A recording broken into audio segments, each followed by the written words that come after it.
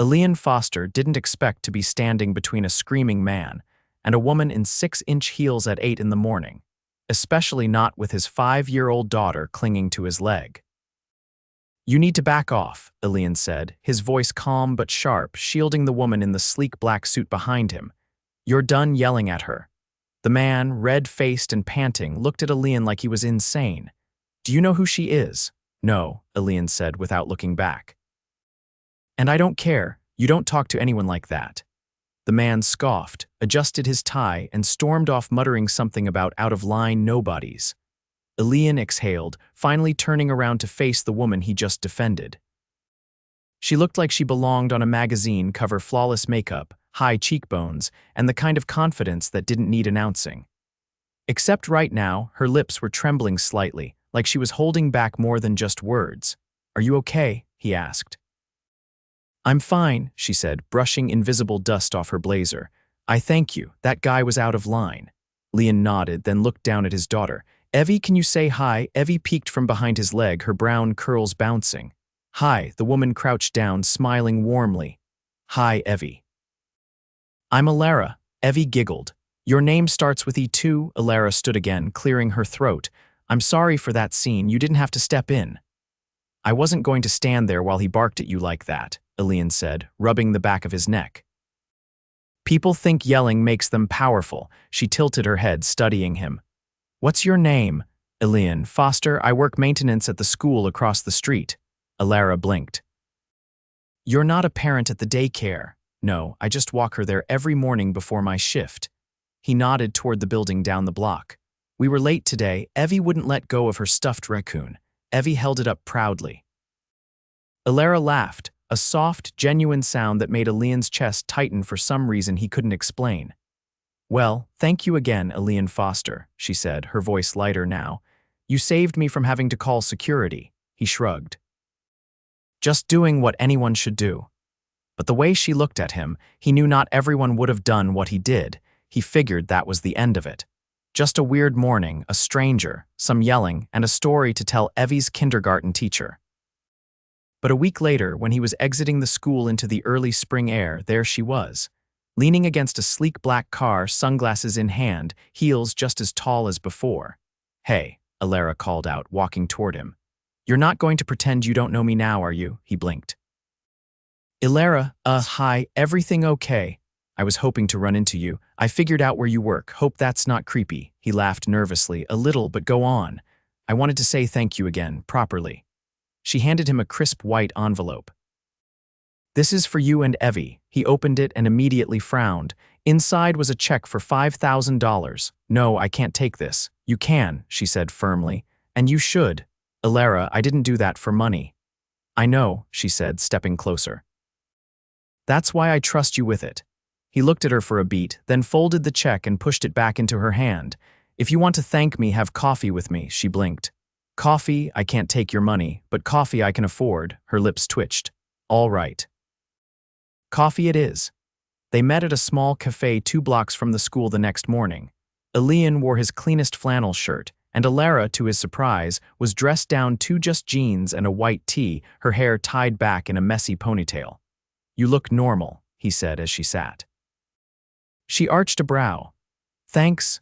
No, I mean, you look like a person, not a robot CEO." She laughed, shaking her head. "You have no filter, do you?" "Not when I'm sleep-deprived."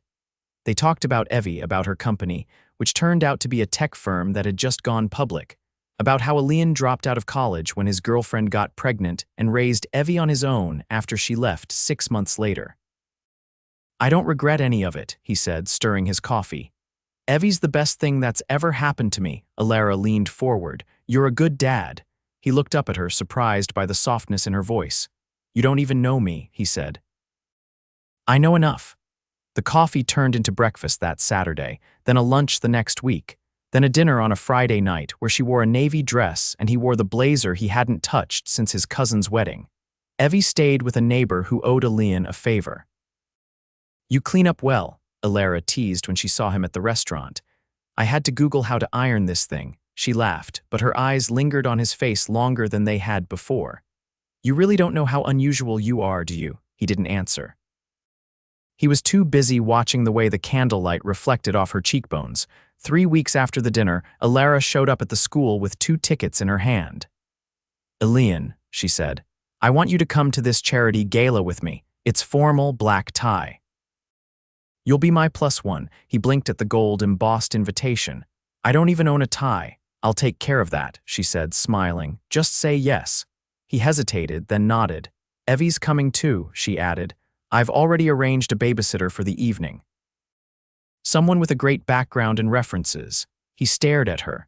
"You thought of Evie?" "I always think of her," Elara said quietly. Elian didn't speak for a moment. Then he laughed once, rubbing the back of his neck. "What? You're starting to scare me, Elara." "Why?" "Because every time I think this, whatever this is can't get more unreal. You do something like this." She smiled, but there was something shy in it now, something uncertain. "Elian." "Yeah," she took a breath. "This is real for me. You're not just some guy who stepped in during a bad day. You, stuck." He stared at her. And then, for the first time, he reached across the table and took her hand. "Elara," he said, "you stuck too."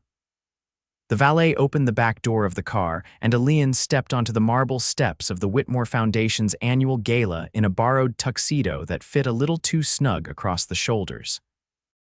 His tie was tight, the collar stiffer than anything he'd ever worn, and the shoes' shiny black leather felt like they belonged to someone else entirely. But none of that mattered the second he saw Elara stepping out behind him. She wore a floor-length silver gown with thin straps that caught the low evening light like water. Her hair was pulled back into a sleek twist, with a few strands framing her face. Her earrings shimmered with quiet elegance, but it was her expression that made the air leave his lungs calm, poised, and yet soft in a way that only he ever seemed to bring out in her. "You clean up better than I imagined," she said, her voice low enough that only he could hear. He gave a lopsided grin. "I feel like I just walked into someone else's life." Her hand slipped into his. "You walked into mine." Inside, the ballroom was a cathedral of glass and gold. Crystal chandeliers sparkled like constellations overhead, and a string quartet played from a raised platform near the sweeping staircase. Guests in floor-length gowns and tailored tuxedos glided across the floor, sipping champagne and murmuring greetings that sounded rehearsed. Elian shifted uncomfortably as they passed through the crowd. Conversations hushed slightly when people noticed Elara. She nodded politely at a few, but kept her fingers firmly laced with his. "Do people always look at you like this?" he asked under his breath. "Only when I bring someone they don't recognize. Must be scandalous."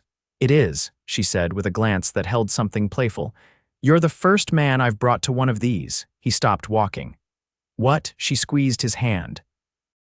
"Don't look so alarmed. Elara, this is like walking into the lion's den wearing a T-shirt that says snack." She laughed, and the sound drew a few more glances, but she didn't care. "You're not a snack. You're the headline." Before he could reply, a tall woman in a dark plum gown approached, holding a glass of red wine and wearing the kind of smile that didn't reach her eyes. "Elara," she said smoothly, "I wasn't expecting to see you tonight." "And with company, no less." Elara's smile didn't falter. "Hello, Cameron, this is Elian." The woman's gaze flicked over him like she was assessing inventory. "Charmed. What is it you do, Elian?" "I fix things," he said evenly. Cameron's lips twitched. "How quaint. I'm pretty good at putting out fires. You'd be surprised how fast things can go up in smoke when people don't pay attention." Elara coughed lightly, camouflaging a laugh. "We should go find our table." As they walked away, Elian leaned closer. "That woman definitely owns a snake. She's on the board," Elara whispered back. "So be careful. She bites." Their table was near the front, close enough to the stage that Elian could see the notes on the podium. The guests around them were all high-ranking donors, judging by the way they talked about numbers he couldn't even picture in his head. Elara leaned over. "I know this is overwhelming." He studied her face. "Why'd you bring me here?" "Because they need to see you." "Me. Someone who doesn't play by their rules, someone I trust." A waiter appeared with a tray of flutes. Elian took one, though he had no intention of drinking. He needed his head clear. "So what does this charity actually do?" he asked. Elara's eyes lit up. "Shelters for women and children. emergency relocation, education programs, job training. We've helped over 2,000 families this year alone. He blinked. That's real, she nodded. That's why I'm still in this world, not for the parties. A man with silver hair tapped his glass for attention. As the room quieted, he began a speech about legacy and innovation. Elian tried to listen, but his attention kept drifting back to Elara. He couldn't reconcile the woman beside him, the one who wore power like second skin, with the same person who crouched beside his daughter and made her laugh about raccoons. When dinner was served, Elara excused herself to greet some colleagues across the room. Elian stayed seated, turning the engraved name card in his hand until a woman he hadn't noticed before leaned toward him. "You're not from this world, are you?" He glanced at her. Mid-40s, elegant but kind-eyed, no judgment in her tone. "No," he admitted. "I'm just visiting." She smiled. "Then let me give you some advice. Don't let it change you, not even a little." He nodded slowly. Wasn't planning on it. When Elara returned, she slid back into her chair, brushing her knee against his under the table. Still breathing, barely. "I think someone tried to recruit me into a secret society." She laughed again. His pulse quickened. As the gala wound down, Elara led him outside to a private courtyard that wrapped around the building. The city buzzed faintly in the distance, but here, beneath the soft glow of hanging lanterns, it felt far away. "Thank you for coming tonight," she said, wrapping her arms around herself. He studied her. "You're nervous." "A little." "Why?" She hesitated. "Because I want this to be more than one night." He stepped closer. "It already is." Her lips parted, and he saw the flicker of vulnerability behind her composure. "Elian," she whispered, "I don't do this. I don't let people in." "I'm not people," he said gently. "I'm me." She reached up and touched his jaw, her fingers cool against his skin. "You're dangerous." "Why?" "Because I don't know how to protect myself from you." He leaned in slowly, giving her time to stop him. She didn't. Their lips met, soft and uncertain at first, then deeper, more anchored. When they pulled apart, she rested her forehead against his. "I never thought someone who walked into my worst moment would become the one I looked for in every room." He closed his eyes. "You changed everything." Just beyond the courtyard, the driver waited beside the car. But neither of them moved. Not yet. Not while the night still held space for something real. And neither of them noticed the man watching from the upper balcony, Cameron's husband, his gaze locked on them with interest that had nothing to do with curiosity. Elian adjusted the sleeves of his shirt as he watched Evie chase Bubbles across the park lawn, her laughter cutting through the afternoon haze like sunlight. She wore a little denim jacket and two mismatched socks, having insisted on dressing herself. He sat on the bench nearby, eyes following her every movement. "Your daughter's a hurricane," Elara said, appearing beside him with two coffee cups. She handed him one and sat, brushing a leaf off her knee. "She's a Category 5, Elian replied. "But she only destroys playgrounds." Elara took a sip, then leaned back into the bench, her face turned toward the breeze. She wore a soft blue sweater, her hair loose and caught in the wind. There was something different about her that day, less polished, more real. Like the walls she always carried had been left behind, brick by brick. "You met with someone yesterday," Elian said. "A man in a gray suit. He showed up at the school before I picked up Evie." Her brow furrowed slightly. "You saw that. He was waiting next to your car." "I recognized him from the gala." "That was Patrick Leighton, my company's general counsel. He's been with the board since before I took over." "Is something wrong?" She hesitated, then set her coffee down. "There's been pressure lately. Investors, they want someone else in charge." "The board's split. Patrick thinks I need to step away for a while. Let the storm pass." Elian turned to her. "And what do you think?" "I think they're scared of change. I've made enemies by refusing to play the game the way it's always been played." He watched her knuckles tighten around the paper cup. "You don't strike me as someone who backs down." "I don't," she said. "But I also know what it looks like when the people around you are waiting for you to fail." Evie ran up to them, panting. "Daddy, Elara, I caught one." She held up a glistening bubble wand, triumphant. Elian smiled and helped brush a grass stain off her elbow. "You're a bubble hunting expert." Elara leaned forward. "Want to go get a popsicle?" "Yes." Evie squealed, already sprinting toward the cart. Elara stood, but Elian caught her hand. "You're not alone, you know." She looked at him, the tension in her shoulders finally easing. I've been on my own a long time, Elian.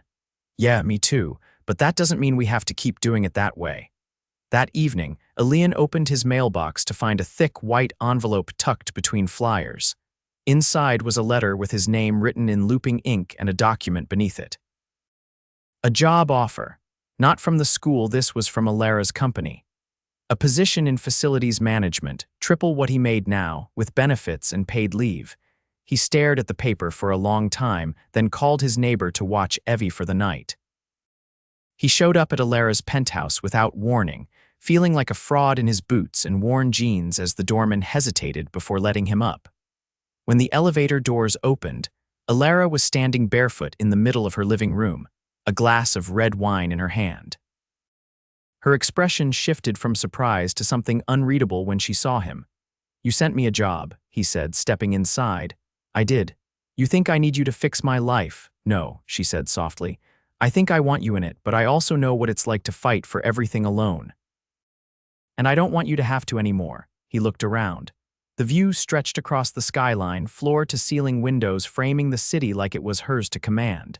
The space was sleek, quiet, expensive.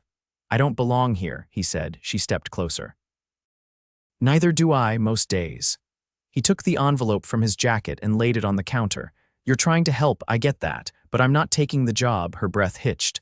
"Why?" "Because I don't want anything from you that makes me feel like I owe you. If this is going to work, it has to be level ground." Elara set her wine down, nodding slowly. "All right, no job, just dinner." "That I can do." They ordered Thai food and ate on the balcony, legs stretched out on lounge chairs, the city humming below them. "You ever think it's wild we ended up here?" Elian asked between bites. "All the time. Some guy yells at you in the street, and now I'm eating noodles on your roof." "Not just any noodles," she said. "The best in the city. I still prefer grilled cheese." She laughed, and he reached over, weaving his fingers through hers. "I want to ask you something," he said after a while. "Go ahead. Why did you come back to the school that day?" "After what happened?" She looked out at the skyline before answering. "Because no one's ever stood up for me like that, not without wanting something in return. And because for the first time I felt like I could breathe around someone. You made everything feel less heavy." He nodded, quiet for a beat. "I don't want to lose this." "You won't," she said, but the next morning, everything changed.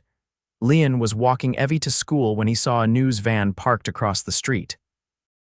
A reporter stood in front of the camera, microphone in hand, with a banner running beneath her feet. "CEO Elara wins secret romance with single father sparks investor outrage." He froze. Pictures flashed across the screen, him and Elara at the gala, leaving the park, even a grainy one of them on her balcony. Evie tugged on his hand. "Daddy, why's that lady talking about Elara?" He didn't answer. His phone buzzed. "Unknown number," he answered. "Elian," Elara's voice came through, strained. "You need to get out of sight. They're going to make this ugly." He gripped the phone tighter. "What the hell happened?"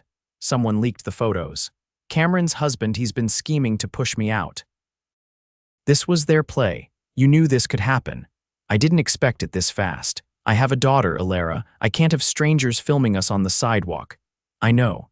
He looked down at Evie, who was now watching the reporter with wide eyes and something twisted in his chest. "We'll talk later," he said, and hung up. He crossed the street, pulling Evie's hood up gently over her curls. "Daddy, it's okay," he said, smiling tightly. "We're just going home early today," but nothing felt okay. Because for the first time since he'd met her, Elian didn't know if he could protect the quiet world he'd built. And he didn't know if Elara could either. Elian stepped through the glass doors of the downtown hotel, Evie's small hand tucked into his.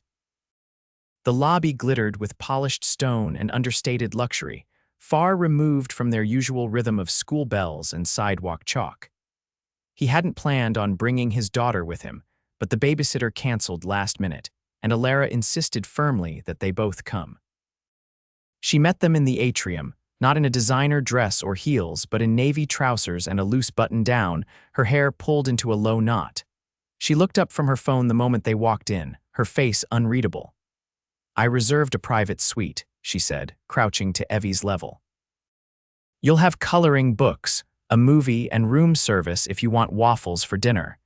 Evie bounced on her heels. Waffles for dinner. Only if you agree to let me borrow your dad for a serious meeting. Evie nodded solemnly, then skipped toward the waiting hotel staff member who'd been briefed, vetted, and introduced earlier. Once she was out of earshot, Elian turned to Elara.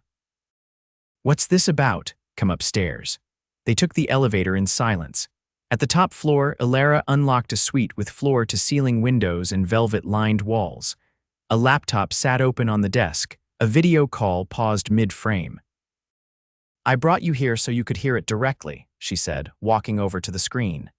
"They're calling an emergency board vote tonight." Cameron pushed it forward. "She thinks she has the numbers to remove me." Elian crossed his arms. "And you want me to change that?" "No," she said, folding her arms. "I want you to understand why I'm not going to stop it." He blinked. "You're stepping down." Her jaw tightened. "I'm not giving up. I'm leaving on my own terms." He moved closer, the tension rising in his chest. "You built that company, you fought for it. And now it's devouring everything I care about," she said, her voice low. "They've used my personal life as ammunition. They went after you, after Evie. I won't let them keep doing it." He stared at her. "You think walking away will stop them? I think walking away gives me the power to choose who I become next." He paced toward the window. The skyline stretched far beyond the glass, glittering with the illusion of permanence. "So, what now?" "You quit and we just go back to normal." "There is no going back," she said. "But there is forward. I've already begun the transition. I'm starting something new, a foundation, one I can control without shareholders or public scrutiny. I want to make change without it costing the people I care about." He turned to her, something shifting behind his eyes. "You're serious?" "I've never been more." There was a long pause, then he said, "You didn't do this for yourself." "I did it for us," she said. He stepped closer slowly. "When I met you, I thought I was just helping a stranger." "You were," she whispered, "and then you became everything else." He kissed her without hesitation this time, not tentative, not uncertain. It was the kind of kiss that grounded instead of floated, that pulled the world into focus instead of blurring it. When they parted, he rested his forehead against hers. "So what now?" "I want to build a life," she said. "Not just with you, with Evie too. I want to be part of your world. Not drag you into mine." He pulled back and looked at her, this woman who had walked away from power to protect something fragile and real. "Then come over for pancakes tomorrow," he said. "Evie makes them with way too much chocolate." Her face broke into a smile. "Deal?" Later that night, after Evie had fallen asleep watching cartoons in the suite, and Elian had changed into a t-shirt she'd swiped from her closet for him, they sat on the balcony with a shared blanket and a quiet city below them. "You know," he said, "I never thought someone like you would see someone like me." "There's no someone like me," she said. "There's just me, and I see you." He traced her knuckles with his thumb, watching her eyes. "Where does this go?" he asked. "As far as we'll let it." She reached into the pocket of her sweater and pulled out a small, square box, not velvet, not showy. "What's that?" "Something I've been carrying for a few days," she said. "I didn't know when the right moment would be." He took it slowly, opened it, and found 2 silver keys inside. "One's to my place," she said. "The other's to the building I'm converting into the foundation. I want you to help me design it. I want you in all of it." He closed his hand over the box. "You sure you're ready for a life with stuffed raccoons and bubble wands?" "I'm counting on it." Months later, they stood in front of a modest brick building with scaffolding and fresh paint. The foundation had opened its doors with Elara's name nowhere on the front, by her choice. Inside, Elian managed the operations, and Elara mentored women rebuilding their lives. No cameras, no press, just impact. Evie ran through the halls with a clipboard and a whistle, self-appointed as official helper, while Elara and Elian watched from the doorway. "I never pictured this," he said. "Neither did I," she replied. "But I like it better than anything I imagined." He reached down and laced his fingers through hers. "You changed everything." She looked at him, eyes full of quiet certainty. "So did you." And just like that, the life they never expected became the one they couldn't imagine living without. Rain tapped steadily against the windows of the small community center, the newly installed roof holding strong above them. Elara stood in the front conference room, facing a group of women seated in folding chairs. She wore a soft ivory blouse tucked into slate gray slacks, her voice calm but firm as she finished leading a workshop on financial independence. Her heels were abandoned by the wall, replaced with ballet flats she'd pulled from her bag without explanation. Elian leaned against the doorframe, arms crossed, watching her with quiet admiration.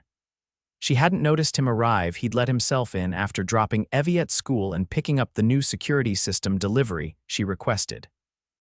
The room was filled with warmth, but not the kind that came from temperature. It was the kind that came from purpose.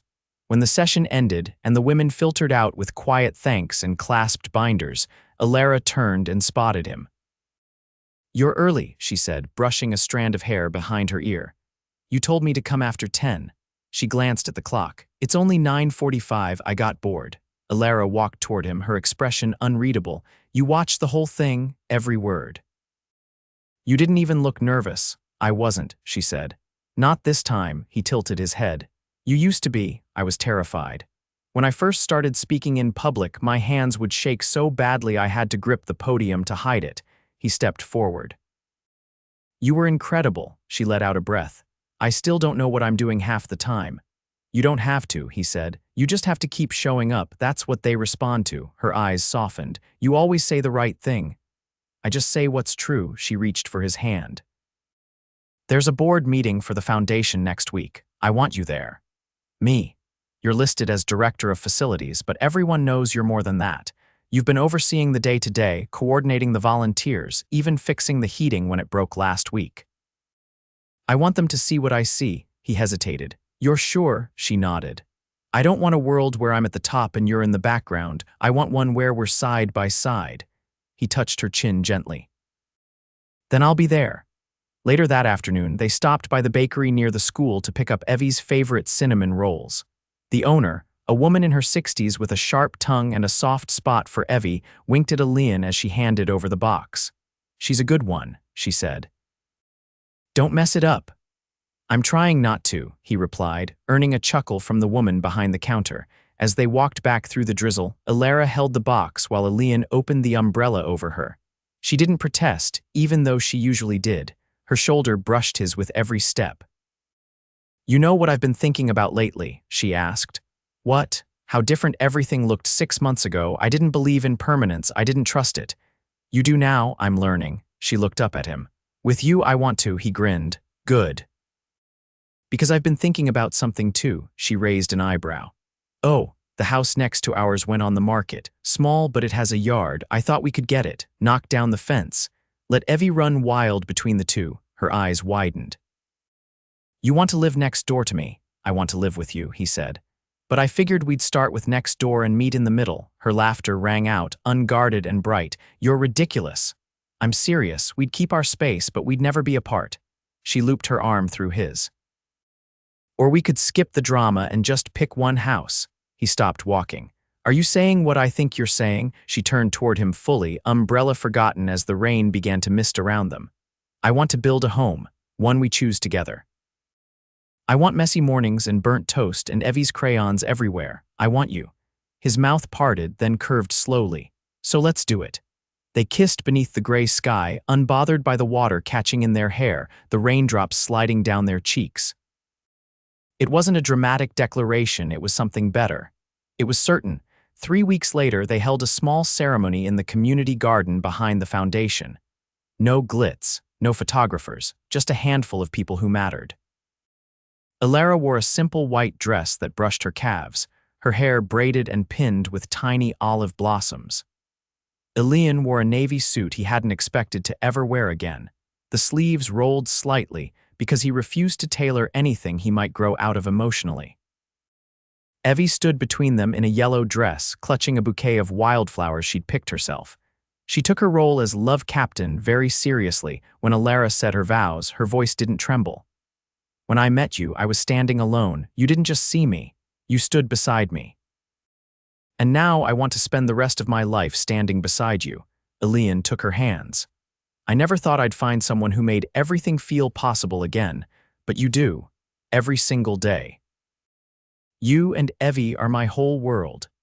Evie clapped before the officiant could say anything, and everyone laughed as the couple kissed, sealing a promise that had been written long before that afternoon. Afterward, they danced barefoot on the stone path as the sun broke from behind the clouds. There was no need for a band. Just a Bluetooth speaker playing a song Elian had once told her reminded him of her voice steady, beautiful, unexpected. They moved in slow circles, the scent of rosemary and lemon from the garden curling around them. Someone lit sparklers.